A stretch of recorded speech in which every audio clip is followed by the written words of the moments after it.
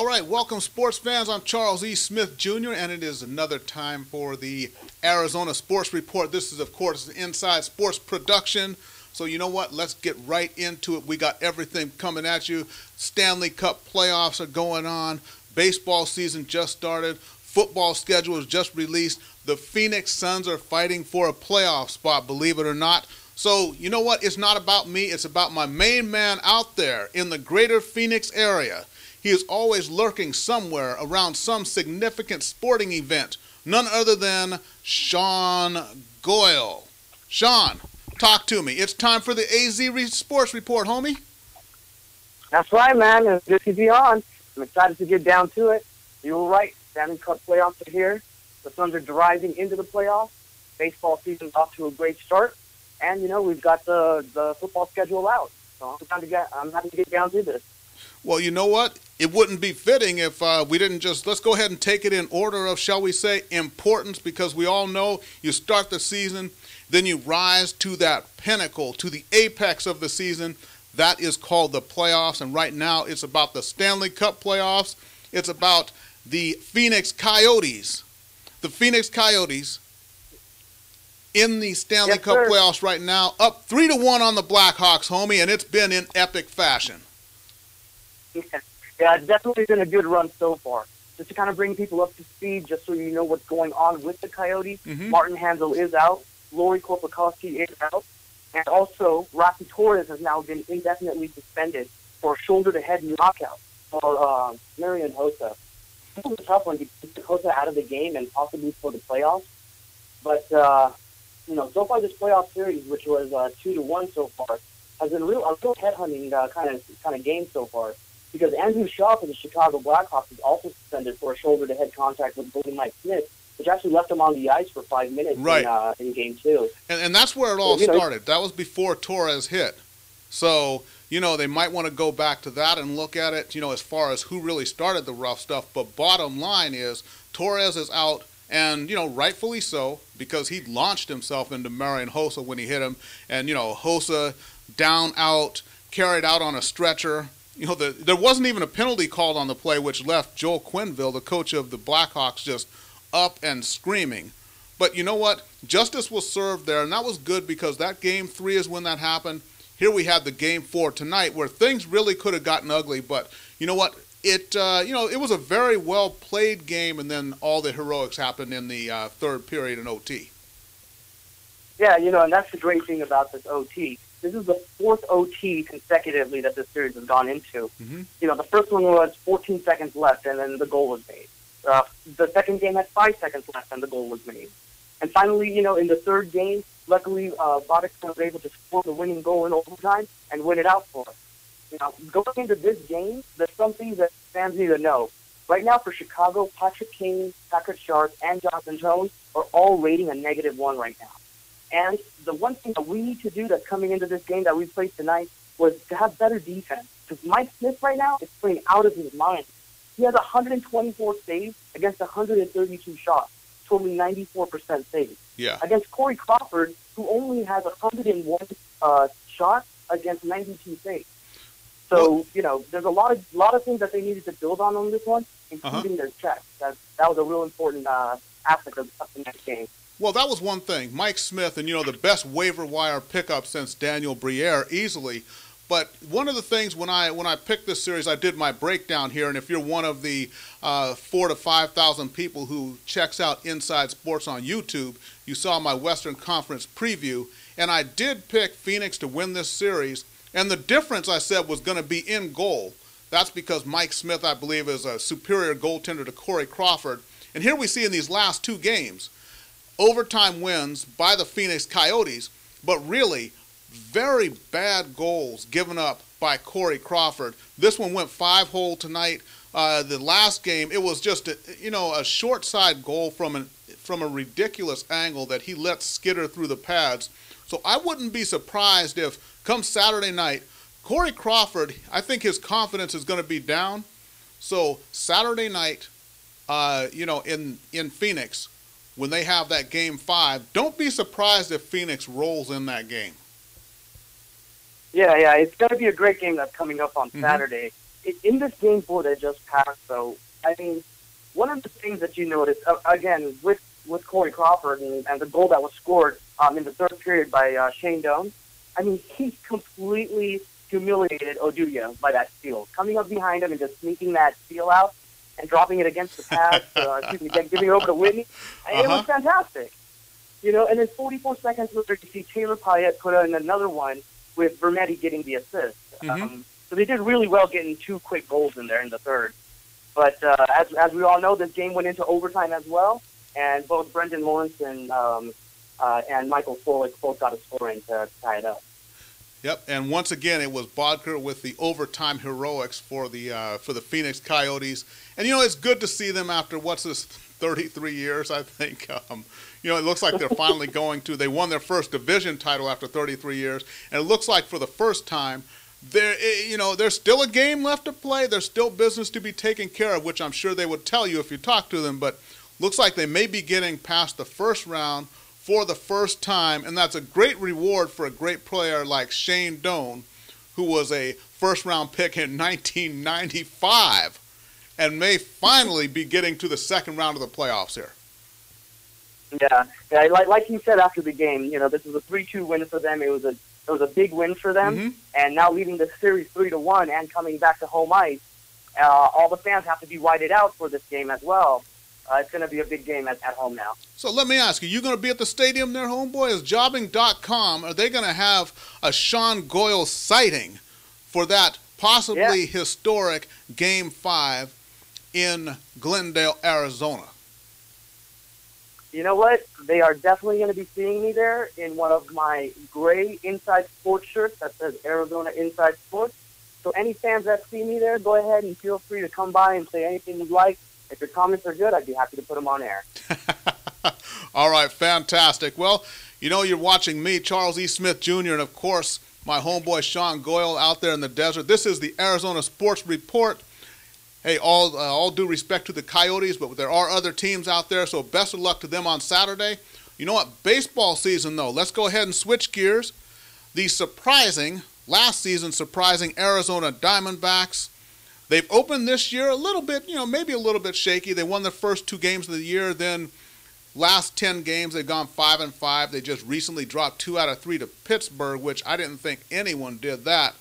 Now they're about to start a 4-game set with the Braves, followed by 3 against the Phillies before they take to the road next week against the Miami Marlins. So talk to me. What's going on out there in baseball land with Kirk Gibson and the Gibsonites?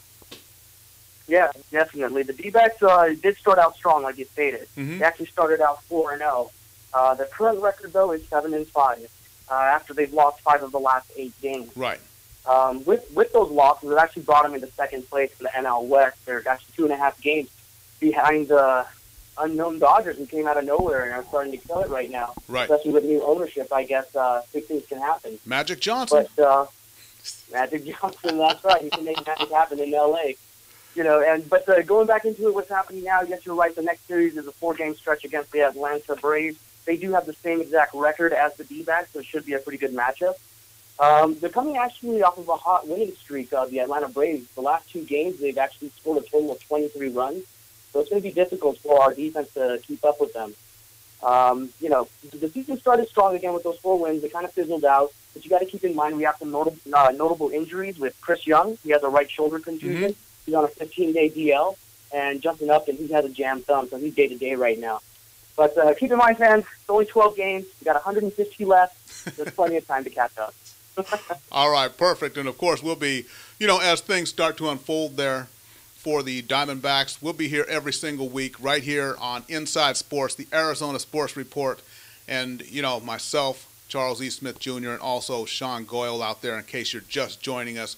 We run it here live on Ustream.tv, and if not, you're watching the replay on either YouTube or on Blip.tv, or maybe you're listening on iTunes. I'm not quite sure how you roll. I'm just glad that you're rolling with us. Basketball. The NBA season, the shortened season, is getting down to the nitty-gritty here. The Phoenix Suns, somewhat surprisingly to some, they're fighting for a playoff spot. They're only a half a game out behind the Utah Jazz for the final spot there. And what do you see for the Suns? Might they be able to squeak in and, get a little bit of taste of that playoff action? Well, it's definitely going to be tough. They are half a game back. Last night, they unfortunately lost to Oklahoma City, 97-109. In that game, though, they actually started out very strong. They started out outscoring them 21-9 with 5 minutes left in the first. But OKC finished out the first quarter 29-25, and sadly gave them a beating after that. As the guard James Harden hit 5 of 8 from 3 and 11-11 for the free throw. Right, but, James Harden is a candidate for Sixth Man of the Year as well. So OKC has a good, strong team there. Yeah. No, I agree. But the problem is with Grant Hill out and Steve Nash obviously aging, and we're playing him so many minutes, chances are going to be slim coming into the end of the season, especially since it was shortened. And we're going to have to face the fact the next 4 teams we're playing against are all currently in playoff-bound teams. The Los Angeles Clippers, the San Antonio Spurs, the Denver Nuggets, and the Utah Jazz. Those are the top 2 teams, and 2 of them are in the top 4. So it's going to be a hard run for this team. Well, we'll see. We'll have to see who Utah is playing. That's really the team they have to, they're competing with the team they're going to have to ultimately kind of leapfrog to get into that playoff spot. So who knows, that game against the Utah Jazz, though, that might be a really pressure-packed and exciting game to watch with the Phoenix Suns and Utah Jazz. No, I agree. And one thing I want fans to also take a look into is what we're finishing the season with. This is most likely Steve Nash last year with the Phoenix Suns. You need to enjoy him while he's here because he already passed Kevin Johnson on February 1st as the Suns' all-time career assist leader. What's next is he needs to get 10 more to move to 5th all-time in the NBA. So he's currently averaging 10.8 per game and may do it this Thursday against the Clippers. One of the great things you have to remember is that he's up there with some pretty notable names because he's only trailing, in order, John Stockton, Jason Kidd, Mark Johnson, and Magic Johnson. Those are not bad company to be with. Absolutely true. And of those 4, only Mark Johnson, Magic Johnson, Mark Jackson, is the only one not in the Hall of Fame, by the way. But we know Steve Nash is a first ballot Hall of Famer. There's no doubt about that. So that's not even in question. That's right. And the guy is 38 years old. And again, he may not be here next year, fans. So definitely take advantage of seeing what he has to finish up with us. And he's had a great career so far being in the Valley. All right. So perfect. So best of luck to the Phoenix Suns. Hopefully they can get a little bit of playoff action. And, Steve Nash can go out with a bang if this is to be his last season. But let's go ahead and, they ran a big 3-hour special when this happened. And that was just not anything notable, just them bringing out the NFL schedule.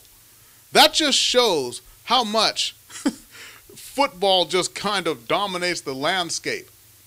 They have a special when they just announced the schedule. The schedule. That's it. Yeah, the schedule just came out. It's like stop the presses. The earth stops spinning on its axis for a moment. They have to preempt shows. The schedule is now out. The season is still, 5 months away? Yeah, exactly. And there's still plenty of trades that can happen, a whole bunch of moving around. We haven't gotten to the draft yet or anything. And now, oh my goodness, the schedule came out. Let's stop the world for that. But you know what? I love football. You love football. And football, it is what it is. It is the best run of all the leagues. It's the most profitable of all the leagues. It is the best marketed of all the leagues. And you know what? To tell you the truth, I have to keep from getting on the edge of my seat when it comes to football. Even though I'm a hockey guy, I'm a big NHL guy. But there is something extremely intoxicating about NFL football. And I think they know that. And, they take advantage of it. I did not watch that special, by the way. I'll go ahead and say that straight off. All I did, though, was wait, and I did check the schedule. So you're out there in the desert. It's about the Cardinals. The last time I think we did a show was before the Peyton Manning sweepstakes were settled, and we thought that, the Cardinals might be in the running to get Peyton Manning. Obviously, he winds up in Denver, but you still got Fitzgerald there. You got Kevin Cobb there, John Skeldon, Everybody else is there. Still got a great head coach in Ken Wisenhunt. So talk to me. Let's go ahead and run it down. Arizona Cardinals football. Yes, sir. And I'm on board with you. I did not watch that 3-hour special. There was no need for me to watch a bunch of NFL fluff by these so-called experts so that all of my information could be wrong. See, now, if you want your information right, you're listening to the right report, Inside Sports, right here. That's now, how we roll, man. Just to break it down. You know this. And, just to break it down so the fans can remember, this is what we finished up with last year. We finished up the season 8-8. Our home record was 6-2, stellar. Our road wasn't so good at 2-6. And, we finished the division with 4-2 against our divisional opponents. Mm-hmm. So it wasn't bad overall. But here's what I want you guys to remember. When we had John Skelton running the team, we finished up the season winning 7 of our last 9 games. That's because John Skelton did what I keep saying Kevin Cobb has not done, which is get the ball to Larry Fitzgerald. Now, taking that into account, I'm going to go ahead and break down their upcoming season schedule, wins and losses. And actually, I'm even going to go ahead and let you know when John Skelton's going to be coming in to play and take over for Kevin Cobb. So, it's like that, huh? All right. Break it like down, that. homie. It's like that. All right. So, to start with, week 1, it's Seattle in Arizona. Excuse me. That's a win. We're definitely strong at home. Seattle's still a rebuilding team. Next game is in New England. That's going to be a loss. Tom Brady is still Tom Brady, and Bill Belichick is a crazy scientist out there. Next game. This is the big one. This one is Philly in Arizona. This is going to be a loss. I think Philly's defense is going to put a serious hurt on Kevin Cobb, leading him to a potential concussion, which will not take him out of the next game. But here's what's going to happen. They're heading into Miami. Miami's heading over to Arizona, and that's going to be a win. That pass rush on the Miami defensive side is fantastic right now. And what they're going to do is knock Kevin Cobb out, and what's going to happen is John Skelton's going to finally come in week 5 for St. Louis for Thursday Night Football. That's going to be a definite win, even though it's in St. Louis. Then you got Buffalo coming over to Arizona. That's going to be a win. Minnesota's, we're going to be playing at Minnesota. That's a win. Well, wait a minute. Wait up. Hold up. You're saying you're going to go into Buffalo and beat Buffalo? That's Buffalo right. with all the acquisitions they made, with Mario Williams coming off the edge over there? Buffalo's been loading up, homie. Now, Buffalo has done well, and they even went ahead and stacked up. Now, the draft hasn't happened yet. We don't know what kind of moves they're going to make there. But after last season, most people started figuring out Ryan Fitzpatrick at that offensive side, and were able to shut that down.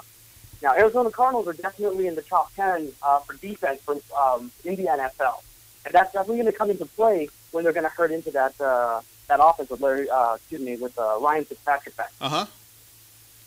So they're going to win that one against Buffalo, and with that momentum, when they head out to Minnesota, they're going to go ahead and win that game. Who do they have out there? Christian Ponder? Correct. Right. They're going to be able to take him down. Yeah, don't even sweat that. Here's where the losses start to pile up a little bit. They have a game in Arizona against San Francisco. That's going to be a loss. That's their first matchup since last year. Then they go to Green Bay. Obviously, we know Green Bay from 2 years ago and Aaron Rodgers and how he cuts up defenses. Right. Week 10 to bye, which I love. They get to go more than halfway through their season, then get a good rest to go ahead and push through all the way to the playoffs. Unfortunately, when they come back, they're going to be in Atlanta, and that's going to be a loss, especially with Matty Ice, who does melt on occasion, still has a great offensive threat, not only on the wideouts, but also in the backfield. Right. Next game, we're going St. Louis coming into Arizona. That's going to be a win for us. I still don't think that the quarterback that they have currently, Cam Bradford, is really going to finish up for them. I think they do need to draft another quarterback, because I just don't feel that Bradford's got the confidence to stay in the pocket. The skittishness that he showed and the bad decisions in both of those were just too much for me last year. Now, interesting. Okay. All right. Going into the last 5 games, they're going to win the last 4 out of 5 games. They're going into the Jets, and they're going to win that game. Here's why. Tim Tebow is obviously a polarizing player who went across the NFL and across the world with everybody doing that Tim Tebow thing. Right. But that's going to be such a circus with him and Mark Sanchez having controversy. I really don't think they're going to be able to figure this team out, even though we're more than halfway through the season. Okay. Their next game is against Seattle. Again, they're still going to be rebuilding. And I really don't believe in Pete Carroll as a head coach at all. He's a college head coach, and he really can't do it in the NFL. Right. Agreed. Next game, Detroit Lions are coming into Arizona. That's going to be a loss. I know. Larry Fitz is a fantastic wideout, but I got to give it to Calvin Johnson, man. That guy can catch everything, and they call him Megatron for a reason. Well, it's really about who is the more complete team, because when you come down to those wide receivers, like I always say about wide receivers, I'll say this. Good wide receivers are a dime a dozen, because the three best wideouts in the league, you got Larry Fitzgerald, and then you got your choice of Calvin Johnson or Andre Johnson over there in Houston. So it's just a matter of what you like. If you value the one-handed catchability over the physical play, over the speed, depending on what you look for, you're going to pick one of those three guys. But when you get beneath that tier of three guys, there's probably, the next tier is, 10, 12, 15 guys maybe? When you get to Wes Welker or Brandon Marshall or Donald Driver or Mike Wallace or, any number of all these other guys. But those are the top three there with Fitzy and Calvin Johnson. You got to give it to Megatron with just the raw power. But you give me Fitzgerald any day of the week. Any day of the week, homeboy. Any day of the week. Well, one other thing that's really backing the Detroit loss is going to be obviously in Dominic and Sue. Hopefully he's not going to do any dirty plays, but he is a serious threat on the defense. And it's a matter of Detroit just having, honestly, at this point, just a better overall team than the Arizona Cardinals have. That's what it comes down to. Mm-hmm. Right, and then the last two games, I was teetering on this one for Chicago, a winner or a loss. The only reason I think it's going to be a win is because of so much controversy with the contract with Matt Forte. Now, though he's had it the last couple of years, he still has done his performance to keep it up. But I think this year might be just a bit too much, especially since they went ahead and added another running back. Do you know who they added? Who's that? I don't know. They added somebody. I can't remember. I was actually asking you. I thought you were going to. I thought that was a rhetorical question, man. No, man. I was actually trying to ask you. I can't remember. But they actually added some other running back right now. He's a big one, too. But it's crazy because to do that to those guys who put up great numbers, finished top 5 in the running game last year, it's just wrong what they're doing to that player. And I think that controversy, without a solid run game, is really going to break up the Bears' chemistry that they have going right now. So that might be a great win for the Cardinals. And finally, they're in San Francisco. I think the Cardinals have figured themselves out by now, and John Skelton is comfortable with the offense, and the defensive side has gotten all of its cornerbacks healthy and running again. So we're going to go ahead and win that game and finish up the season 10-6. Oh, now, wait a minute. You just said that they're going to go into Frisco and beat the 49ers. Is that what you just said? You heard it here first. I thought so. I've got Jim Harbaugh on line too. He says he's got your crack pipe for you. You apparently left it somewhere, and he found it. You must have forgot how I was smoking crack when Tim Tebow beat the Steelers. I was smoking crack then, too.